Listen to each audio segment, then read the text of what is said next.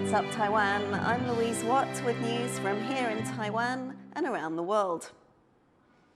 Beijing has condemned Taiwan for warning its citizens not to travel to China, saying most have nothing to worry about. The Chinese government agency that deals with affairs with Taiwan said most Taiwan compatriots don't have to have any worries about participating in cross-strait exchanges and traveling to the mainland.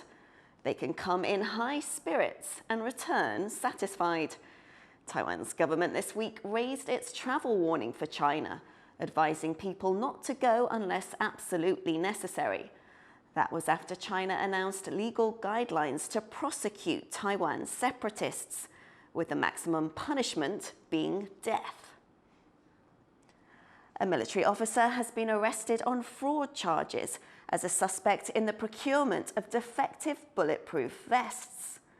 Taoyuan prosecutors raided the Defense Ministry's Armaments Bureau and detained a colonel surnamed Lin. Defective vests first came under the spotlight last year. That's after a lawmaker posted videos of them failing to stop bullets. The Defense Ministry downplayed the videos at the time, saying the tests did not meet international standards. They later said their own tests showed the vest's effectiveness. Taiwan's main opposition, the Kuomintang, is causing a stir in the legislature. It's proposing changing the rules for recalling elected officials, just as one of their mayors is on the brink of his own recall vote. Tiffany Wong reports. A group of residents in Taiwan's northern city of Keelung are out on the streets, collecting signatures in their bid to recall Mayor George Xie. They're close to the 30,000 needed to hold a vote. It's an all too familiar scene for Xie's party. In 2020, Kuomintang heavyweight Han Kuo-yu, who is now the legislative speaker, was recalled from his position as mayor of the southern city of Kaohsiung after just over a year in office. Now the KMT is proposing changes to the law that will help prevent future recalls. 这个制度本身就是有缺陷的，选罢法用这么低的门槛，可以让这个罢免一个民意代表，甚至一个民选首长成案，甚至成功。 Existing laws prevent elected officials from being recalled during their first year in office.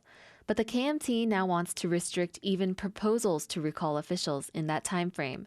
They also want to require that the number of votes in favor of recalling the official must be more than they had originally received when elected.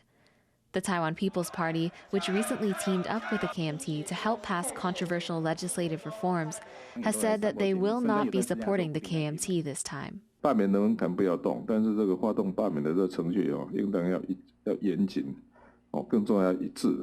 And the ruling Democratic Progressive Party is also against the changes, saying that it only helps the KMT. 罢免门槛越修越高，越修越高，希望用这样方式来保护自己的话，这个只会引起民意更大的反扑。 The KMT has said that the proposed changes would not affect the Keelung mayor's ongoing recall vote.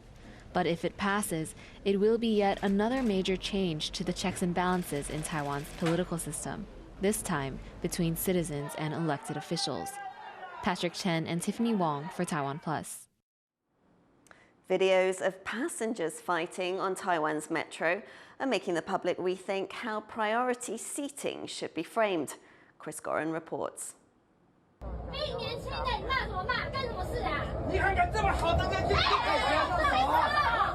An older passenger on the Taipei Metro starts an argument after a younger passenger refused to give up their priority seat, saying they were ill. It's one of several videos making the rounds on Taiwanese social media of shouting matches over who should be able to sit in the seats. And it has started a debate over whether the policy should change. Some measures, such as PA messages, have already been implemented.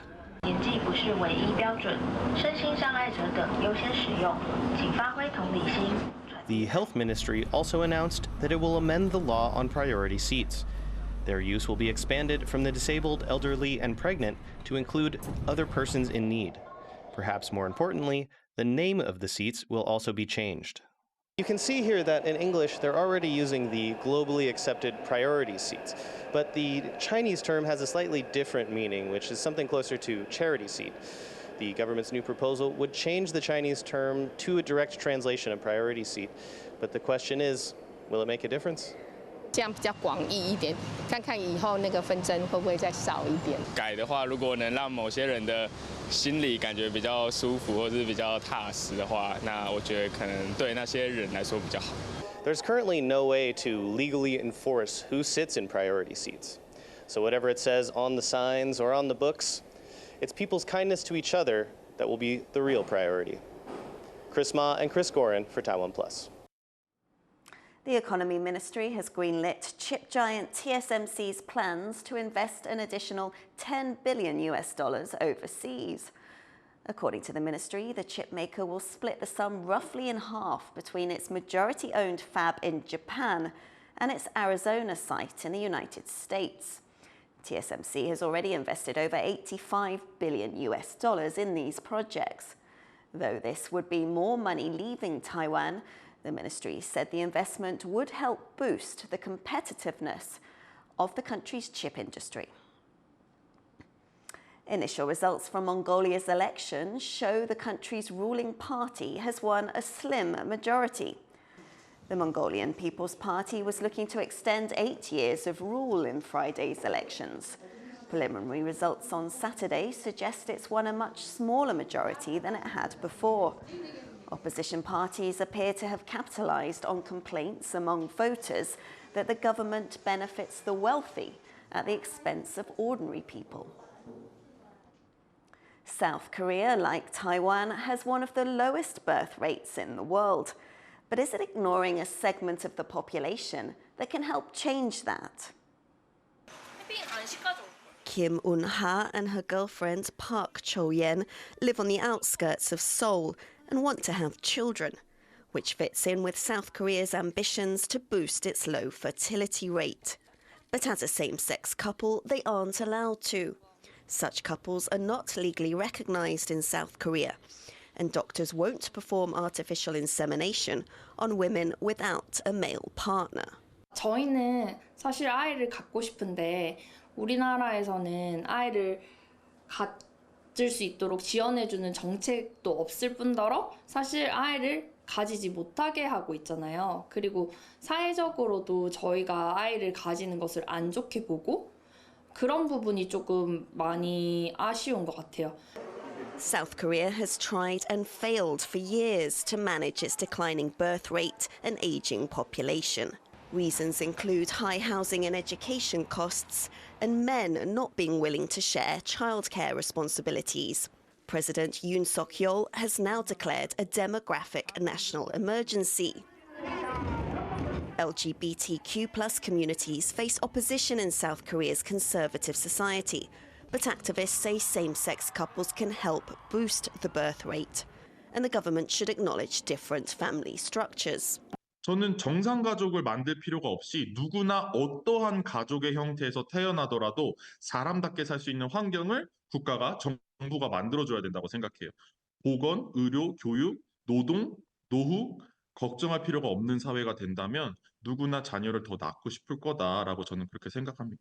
Prevented from getting married in their home country, Kim and Park now plan to travel to Australia to cement their union. 아무래도 인정을 해주지 않기 때문에 외국에서 하면은 서류를 일단은 받을 수 있잖아요. 그게 조금 더 안정을 주는 것 같아요. 조금 한국에서는 제도적으로 저희가 함께라는 것을 증명할 길이 하나도 없잖아요. Getting married will fulfill one wish, but in the face of obstacles and opposition at home, having children will prove harder. Luffy Lee and Louise Watt for TaiwanPlus. Taiwan's top athletes are preparing for the Paris Games. Reporter Sandy Chi went to meet Taiwan's top fencer to see how he's training for Olympic success.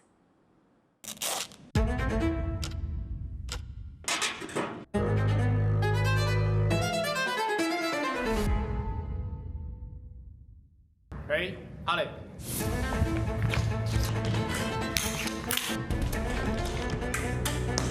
Every second, every move can make a huge difference in a fencing match. That's what keeps 20-year-old fencer Chen Yitong focused and determined. He's one of the athletes representing Taiwan at this year's Paris Olympics. As soon as I put on my mask and I start moving, I feel like I just felt like this sense of like calmness, and I'm like, oh, I know what I'm doing. So I think fencing does like make me calm when I'm on the piste. When I'm fencing, I just like unconsciously start getting super focused on my target. Fencing is one of the oldest combat sports. It's also known as physical chess, as each move requires close observation of the opponent's skills and personality. It may seem simple, just moving back and forth on the narrow piste or match area, but it's more than it appears. Each move the fencer makes is a calculated risk. 简单的里面当中又存在的困难的部分，它是要进攻还是防守？每一个铺陈的过程当中，其实它的变化性会非常的错综复杂，所以他们其实要非常的专注去判断当下到底是不是他预想的这样子，然后立即在非常短的时间内去做任何的改变。As a kid, Chen explored various sports, but only fencing held his attention. One thing that I really love about sport is like the exchange you have with your opponent, like back and forth and like exchanging blades. I think it's really exciting for me. Chen is one of the athletes who will represent Taiwan at the Paris Olympics this summer. But unlike many other Olympians who are full-time athletes, Chen is also a graphic design student who balances his fencing career and his academic commitments. Despite it being hard to manage his time, the thought of giving up has never crossed his mind. And Chen even managed to turn the challenge into an advantage, allowing both his athletic and academic pursuits to complement each other. I think what art helped me with fencing is one way is like it helped me relieve stress when I'm not on the piste, when I'm like taking a break. It helps me like cool myself off. Another thing art taught me is like to be more patient. And in fencing, you can't really force your way because you're gonna end up just losing more points and you'll get like fall more behind. Chen also had to face the challenge of training alone, especially during the pandemic. He explains that fencing is not like swimming or running, where the athletes compete against themselves. It requires an opponent for effective training. When you're trained by yourself without guidance, it's like you don't know if this direction is right or wrong. You know, no one's there to tell you like, oh, you're doing good, you're doing bad. You're just like blindly putting effort in and hoping that you're improving. And yeah, plus it's like there's no opponent, right? Since there's no one there, you can't really measure yourself. Fortunately, Chen found a way to train himself by observing and analyzing videos of other fencers. It makes it easier for me to like, if I want to copy someone's attack, I can like, I just watch it a few times and try to adapt to it. With the help of his art, relentless practice, and passion, Chen has proven he has what it takes to be an independent athlete representing his country. With just a month to go before the Paris Summer Games, Chen is determined to stay focused. And when the moment comes to draw its blade, he'll do so with all his energy and passion. Howard Zhang and Sandy Chi for TaiwanPlus. A 6-year-old from Taiwan has set 2 records for fastest cup stacking at World Championships in Orlando, Florida. Tu Min Hao, a first-grade student from the northern city of Taoyuan, won in 3 events. He also earned a silver medal in a doubles event, partnering with his mum. The duo will head to Malaysia for the Asian Championships in November. 你为什么喜欢叠杯？因为可以去认识国外的选手。我本来很担心他在国外的时候不知道会不会因为适应不良或者是因为紧张，可是得知他竟然在世界赛不紧张，我觉得心理素质是有提升的，而且能够做到最好的，我觉得很感动。Thank you for watching TaiwanPlus News. We'll play out with some images of deaf performers who found ways to navigate and excel in the performing arts. I'm Louise Watt. Take care. We'll see you next time.